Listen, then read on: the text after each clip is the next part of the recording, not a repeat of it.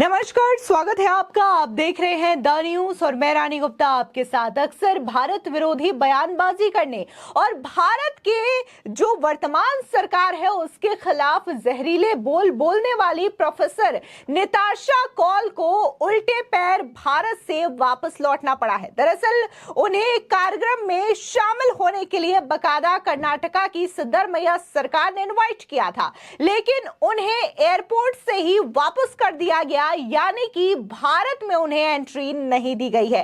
अब इस पूरे मामले को लेकर के प्रोफेसर निताशा कौल ने अपने सोशल मीडिया साइट एक्स के जरिए जानकारी साझा की है, जिसके बाद से कई सारे लोग इस कदम की सराहना कर रहे हैं और ये कह रहे हैं कि अच्छा हुआ कि निताशा कौल को उल्टे पैर वापस लंदन डिपोर्ट कर दिया गया है। दरअसल आपको बता दें कि ये वही निताशा कौल है जो कि अक्सर काफी ज्यादा विवादित बयानबाजी करती रहती हैं। उन्होंने कई दफा आर्टिकल 370 को लेकर के भी विरोध किया। इसी के साथ ही उनका तो ये भी कहना है कि जम्मू कश्मीर में किसी भी कश्मीरी पंडित के साथ किसी भी तरीके का अन्याय या फिर दुर्व्यवहार नहीं किया गया है। आपको बता दें कि यूनाइटेड किंगडम वेस्टमिंस्टर यूनिवर्सिटी की प्रोफेसर निताशा कौल ने आरोप लगाया है कि केंद्र सरकार ने उन्हें कर्नाटका के बेंगलुरु एयरपोर्ट से ही वापस लौटा दिया है और उन्हें देश में आने की इजाजत नहीं दी गई है। निताशा कौल के मुताबिक वो कर्नाटका सरकार के कार्यक्रम में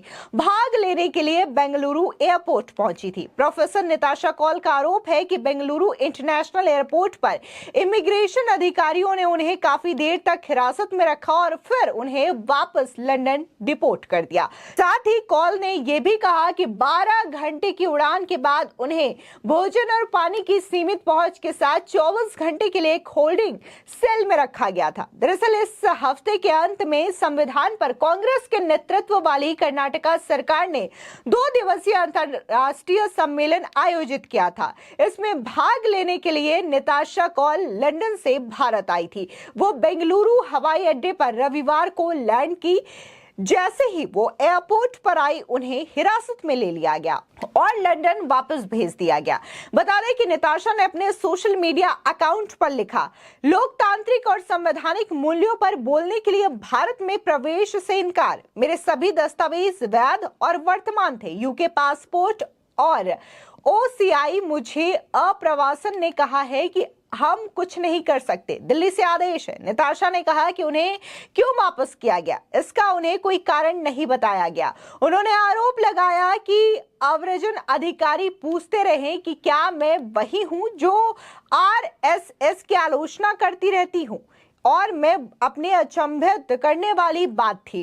उन्होंने कहा कि लोकतंत्र इस तरीके से काम नहीं करता, ये चीन नहीं है और मैंने इसकी वजह पूछी लेकिन अनसुना कर दिया गया। मैं निजी यात्राओं के लिए पहले भी कई दफा भारत आ चुकी हूँ, ये मेरे साथ पहली बार हुआ है। ये दुखद है कि भारत में कानून के शासन के साथ क्या हो रहा है। बता दें इस दौरान उन्होंने ये भी कहा कि मेरी यात्रा, रहने और रुकने की सारी व्यवस्था कर्नाटका सरकार ने की थी। मेरे पास आधिकारिक पत्र था। मुझे दिल्ली से पहले से कोई नोटिस या जानकारी नहीं दी गई थी। मुझे प्रवेश करने की अनुमति नहीं दी जाएगी। निताशा कौल ने निर्वासन के पीछे के कारण स्पष्ट नहीं बताए हैं। आपको बता दें कि राज्य सरकार के वरिष्ठ अधिकारियों ने कहा है कि उन्हें विदेशी क्षेत्रीय पंजीकरण कार्यालय द्वारा सूचित किया गया था कि उनका निर्वासन सम्मेलन में उनकी उपस्थिति से असंबंधित था। एक अधिकारी ने इस दौरान कहा कि उनके पास वैध यात्रा दस्तावेज थे, इसलिए केंद्र को इस पर स्पष्टीकरण देना चाहिए। निताशा ने कहा है कि दुनिया के सबसे बड़े लोकतंत्र को मेरी कलम और शब्द से कैसे खतरा हो सकता है। केंद्र के लिए यह कैसे ठीक है कि एक प्रोफेसर को संविधान पर एक सम्मेलन में शामिल होने की अनुमति नहीं दी जाए जहां उन्हें राज्य सरकार ने आमंत्रित किया गया हो, बिना कोई कारण बताए। जिस भारत को संजोते हैं वो ये नहीं है। आपको बता दें दरअसल professor Nitasha Kaul anti India और एंटी हिंदू एजेंडा चलाने के लिए कुख्यात है और उनका कहना है कि कश्मीरी पंडितों के साथ कश्मीर में कोई जुल्म या अत्याचार भी नहीं हुआ था। इसके अलावा भी वो कश्मीर में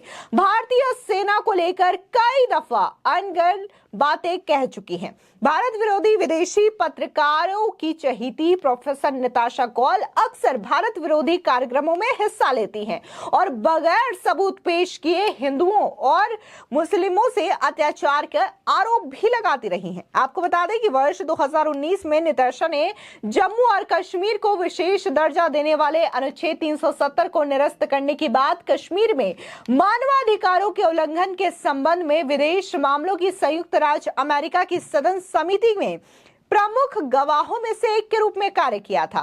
फिल्म द कश्मीर फाइल्स के खिलाफ भी उन्होंने लेख लिखकर इसकी आलोचना की थी। यानी कि स्पष्ट शब्दों में कहें तो नितिशा का कहना यह है कि कश्मीर फाइल्स जो कि मूवी आई थी उसमें कुछ भी सही नहीं दिखाया गया है। यहां तक कि नितिशा ये भी कहती हैं कि जम्मू कश्मीर में ना तो किसी कश्मीरी पंडित को वहां से हटाया गया है और ना ही उनके ऊपर किसी तरीके का अत्याचार किया गया है। और इसी के साथ ही आर्टिकल 370 जब 2019 में से हटाने की कवायद हुई थी तो इसके खिलाफ भी न सिर्फ उन्होंने बयानबाजी की थी बल्कि इसके खिलाफ भी उन्होंने गवाही दी थी।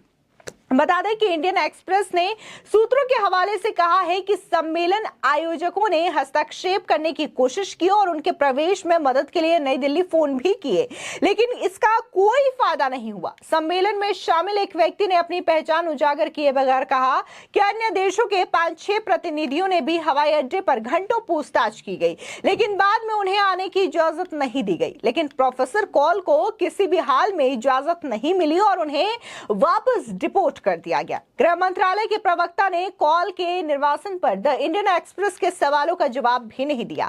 विदेश मंत्रालय के प्रवक्ता रणधीर जायसवाल ने इस मुद्दे पर ना ही कॉल पिक किया और ना ही मैसेजेस का जवाब दिया है। इस बीच कर्नाटका बीजेपी ने कांग्रेस पर भारत को तोड़ना चाहने वाले पाकिस्तानी समर्थक को आमंत्रित करके भारतीय संविधान का अपमान करने का आरोप भी लगाया है। कर्नाटक बीजेपी की तरफ से जारी एक ऑनलाइन बयान में कहा गया है कि कर्नाटक के टैक्स पेयर्स के पैसों पर कर्नाटक सरकार चुनाव से पहले भारत को अस्थिर करने के लिए आतंकवादी समर्थक, शहरी नक्सलवादियों, राष्ट्र विरोधियों और दंगों के आरोपितों को धन दे रही है। हमारी सुरक्षा एजेंसियों को धन्यवाद। ऐसे ही एक भारत विरोधी तत्व को संदिग्ध रूप से भारत में प्रवेश करते हुए पकड़ा गया और हवाई अड्डे पर हिरासत में ले लिया गया। साथ ही इंडियन एक्सप्रेस की रिपोर्ट के मुताबिक जब कर्नाटका सरकार के मंत्री एच.सी. महादेवप्पा से प्रोफेसर निताशा कौल को भेजे गए न्योते को लेकर के सवाल पूछा गया तो उन्होंने इस घटनाक्रम की जानकारी होने से ही इनकार कर दिया। उन्होंने कहा कि मुझे नहीं पता, मैं कार्यक्रम के आयोजन में व्यस्त था। ये कार्यक्रम रविवार को खत्म हुआ है जिसमें कई कांग्रेसी नेता और सांसद शामिल हुए थे। वहीं कर्नाटका मुख्यमंत्री कार्यालय ने भी इस मुद्दे पर कोई टिप्पणी नहीं की है। आपको बता दें, दरअसल निताशा कौल का जन्म उत्तर प्रदेश के गोरखपुर में ही हुआ था। वह एक कश्मीरी पंडित परिवार से आती हैं और दिल्ली में पढ़ी बढ़ी है। इसके बावजूद वो हर बार ये बात कहती आई है कि कश्मीर में किसी भी कश्मीरी पंडित के साथ किसी भी प्रकार का अत्याचार नहीं हुआ है। इतना ही नहीं, वो कई दफा भारत विरोधी और हिंदुओं के खिलाफ बयानबाजी करती हुई इंटरनेशनल लेवल पर नजर आई हैं। और ऐसे में जब इन्हें कर्नाटका सरकार के द्वारा इनवाइट किया जाता है, ऐसे में उनकी भारत में एंट्री ही नहीं होती है और उन्हें बेंगलुरु एयरपोर्ट से ही वापस लंदन डिपोर्ट कर दिया गया। सोचिए, अगर निताशा कौल भारत आती तो इस सम्मेलन में, समिट में न जाने किस तरीके की बातें करती जो वो इंटरनेशनल लेवल पे करती हैं। वो शायद भारत में आकर के भारत के खिलाफ ही बयानबाजी करती। फिलहाल इस पूरे मामले को लेकर के आपकी क्या राय है, हमारे कमेंट सेक्शन में जरूर बताएं। धन्यवाद।